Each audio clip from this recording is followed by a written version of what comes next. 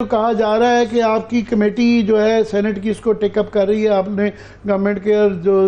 जो कंसर्न लोग उनको बुलवाया हुआ है, मगर इसके लिए कोई जिस तरह आपने फरमाया कोई रॉकेट साइंस की जरूरत नहीं है। ये 2020 में एक मोहम्मद अली रिपोर्ट आ चुकी हुई है, उसके अंदर सब तफसीलात मौजूद हैं। सो नई इन्वेस्टिगेशन की तो ज़रूरत ही नहीं है, सिर्फ इस रिपोर्ट को जो है मज़ीद इसके ऊपर इम्प्लीमेंट कर दीजिए। पहली बात, क्योंकि होता ये है कि पहली दफ़ा भी जब कोशिश की पीटी गवर्नमेंट में जब की, हमें बताया गया था कि जी उस वक्त जो है जनरल फैज़ हमीद साहब को इन्वॉल्व किया गया जी, उन्होंने कमाल कर दिया है और उन्होंने राज़ी कर लिया है। मगर उस वक्त हमारी ऑब्जेक्शन ये होती थी कि जनाब इसके अंदर जो आप जो डील दे रहे हैं इनका ऑडिट होना बड़ा ज़रूरी है। काफ़ी सारे ये प्लांट हैं, इन्होंने ये तेल की जो दिखा रहे हैं इस्तेमाल किया है, फ्यूल इन्होंने नहीं किया,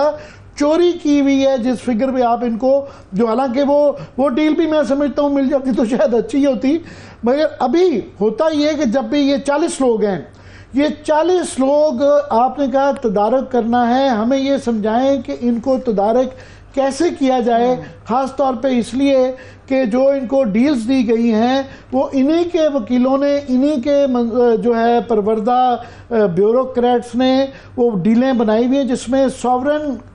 गारंटीज दी गई हुई हैं। तो गवर्नमेंट अगर अदालत कहीं किसी जगह भी चले जाते हैं, ये केस जीत जाते हैं क्योंकि एग्रीमेंट्स फॉल्टी हैं। तो कैसे ऐसी सूरत हाल में तदारक किया जाए? देखिए, एक तो जो आप रिपोर्ट की बात कर रहे हैं, एक तो उस रिपोर्ट पे मुझे नहीं मालूम कि वहाँ पे उन्होंने जो मेन चीज़ है, जो ये असल जो है इसकी जड़ है इस मुसीबत की, वो कॉस्ट ऑफ इन्वेस्टमेंट है। यानी जो आपने प्रोजेक्ट लगाया है सबसे मेन जड़ वो है। नंबर 2 जड़ जो है ये एफिशिएंसी लॉस है, और नंबर 3 है वो तो इन्वेस्टर की बात नहीं है, वो तो हुकूमत की बात है कि वहाँ से ट्रांसमिशन लाइन क्यों नहीं भिजवाई गई। ये 3 आपके जो है मेन कॉजेज़ हैं। इन 3 मेन कॉजेज़ को हमने जो बात की है वो ये कि मेरा पहला जो मीटिंग है उसमें ये बात की जा रही है, लेकिन हमने कहा है कि हम इसको हर दूसरी मीटिंग में इसको डिस्कस करेंगे, और अगर ज़रूरत पड़ी तो इसमें एक सब कमेटी भी बनाएंगे, और सब कमेटी के बाद हम एक फ़ाइनल रिपोर्ट जो है मुरतब करेंगे मुख्तलिफ रिपोर्ट्स को देखते हुए, और वो फिर हम हुकूमत में को इंसिस्ट करेंगे। वैसे तो हाउस ऑफ द होल भी एक जो है कमेटी बनी है जिसमें कि हम वहाँ पे भी जाकर प्रेजेंट करेंगे। वैसे माफ़ कीजिएगा, आपकी सेनेटर साहब आपकी काविश बहुत मुस्बत बात है, और हमें उम्मीद है कि आप इसके अंदर कुछ ना कुछ इसमें से नतीजा निकलेगा। मगर माजी देखते हुए अभी पार्लियामान के जो इख्तियारात काम हो गए हैं, कोई रिलेवेंसी, इसीलिए लोग कहते हैं कि रेलिवेंट होकर रह गई है कि एहतसाब करना आसान काम नहीं होगा। वो इसलिए कि जो 2 हुकूमतें हैं यहाँ पे इस वक्त, पीपल्स पार्टी के दौर में या ये प्लांट लगे हैं, या ये 48 प्लांट जो हैं ये नून लीग के दौर में लगे हैं। सो इन्हीं लोगों की ये गलतियां हैं। ये अपना एहतसाब बुलू भाई के बकौल के अपने ही केस में खुद ये गवाही कैसे देंगे। दूसरा ये कि वो लोग जो 40 लोग पावरफुल लोग जो हैं, जो IPPs में मेन बताए जा रहे हैं, हम अनकरीब सोच रहे हैं कि उनको शेम करना चाहिए, दिखाना चाहिए कि उनकी वजह से मुल्क इस हाल में पहुंचा है। वो ही उनके नुमाइंदे और उनके दोस्त यार सारे गवर्नमेंटों में बैठे हुए हैं, ब्यूरोक्रेसी में बैठे हुए हैं। सो ये सिर्फ कमेटी खेलते हुए सर बहुत अरसा हो गया है। आपके ख्याल में इससे फ़र्क पड़ जाएगा? देखिए, हर एक आदमी को अपनी कोशिश करनी चाहिए, और मैं इंशाल्लाह अपनी भरपूर कोशिश करूंगा। मैंने अपने कमेटी के जो मेंबर्स हैं उनको भी मैंने इन कॉन्फिडेंस लिया हुआ है कि ये पार्टी लाइन से अबव होके भी पाकिस्तानी के हैसियत से, एक पाकिस्तानी होने की हैसियत से, एक अपनी मॉरल और जो है ये लीगल ड्यूटी होने के हवाले से हमने इस केस को टेकअप करना है। और मैं आपको यकीन दिलाता हूँ कि इसमें किसी किस्म की कोई रियायत नहीं बरती जाएगी। मैं किसी को जो है उस नैज तक नहीं ले जाना चाहता कि जहाँ पे कि वो रिटेलिएट करे, लेकिन फैक्ट्स जो हैं, फैक्ट्स को हम बिल्कुल आवाम के सामने ला के बिल्कुल 2 + 2 4 ला के रखेंगे। और ये ऐसी रिपोर्ट इंशाल्लाह आप चंद ही माह में देखेंगे, क्योंकि मेरे अभी इसमें 2.5 पौने 3 साल रहते हैं। तो मैं चाहता हूँ कि मेरा स्टार्ट से ही मैंने इसीलिए ये किया था कि मैं इसको स्टार्ट से लेकर जाऊँ, ताकि इसमें कोई टाइम कंस्ट्रेंट ना हो, और हम एक एक चीज़ को इन डिटेल, इन डेप्थ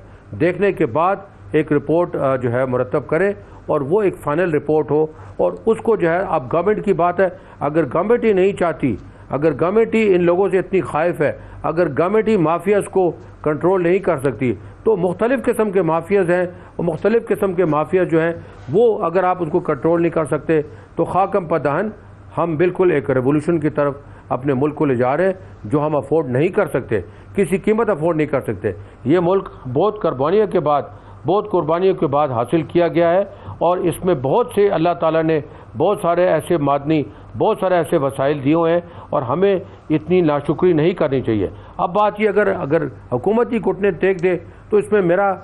इसके आगे कोई नहीं है, माँ सिवाय ये कि हम एजुटेशन कर सकते हैं, माँ सिवाय ये कि हम प्रेस कॉन्फ्रेंस कर सकते हैं, माँ सिवाय ये हुकूमत में ज़रूर कहूँगा दुरुस्तगी के लिए रिकॉर्ड की कि पिछले 30 साल में तमाम ही हुकूमतें कुछ कम कुछ ज़्यादा,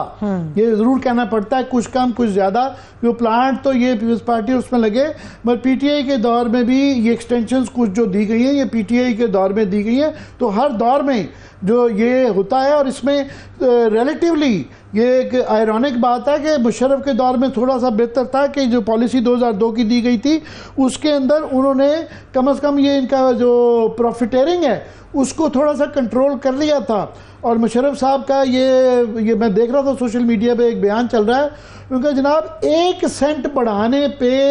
इनको 1 अरब रुपए का रिश्वत देने के लिए तैयार थे। उनका जी हमें रिश्वत की ऑफर होती रही, तो 1 सेंट क्या, यहाँ तो कई डॉलरों में, जो एक बहुत बड़ा सानिया ये हुआ कि ये डॉलर से क्योंकि कनेक्टेड था, तो जब ये प्लांट लगे एक तो उसमें से इक्विटी कोई नहीं थी, ओवर इन्वेस्टिंग हुई थी, मगर उसके बाद जो डॉलर का रेट हुआ तो वो 500-500 700 रिसेंट टाइम्स में दुनिया की तारीख में इस तरह का स्कैम नहीं हुआ।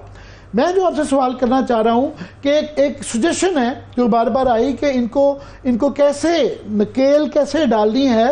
तो ये 40 लोग हैं, ये बड़ी दफ़ा बहस हो चुकी है कि कानूनी तौर पे ये बड़े सॉलिड हैं, ये इनका पॉलिटिकली भी बड़े सॉलिड हैं, ये वैसे भी बड़ा होल्ड है, मगर अगर विल हो तो ये पाकिस्तान की कंपनी है ना, इनको ब्लैक लिस्ट तो किया जा सकता है कि जनाब ठीक है ये है, तो फिर आपने अगर ये डील्स की हैं माजी में जिस तरीके से की हैं तो आइंदा इनका कारोबार बंद किया जाना चाहिए, इनको ब्लैक लिस्ट करना चाहिए। तो वो एक चीज़ है जिसके बाद शायद इनको शर्म आए या अपने डर की वजह से, अपने मफादात की वजह से ये टेबल पे आए, वरना तो सर पिछले 10 साल से ये मैं शायद ज़्यादा गला फाड़ के बोल रहा हूँ, मगर थक गए हैं ये गला फाड़ के, कोई जू नहीं रही थी कहीं।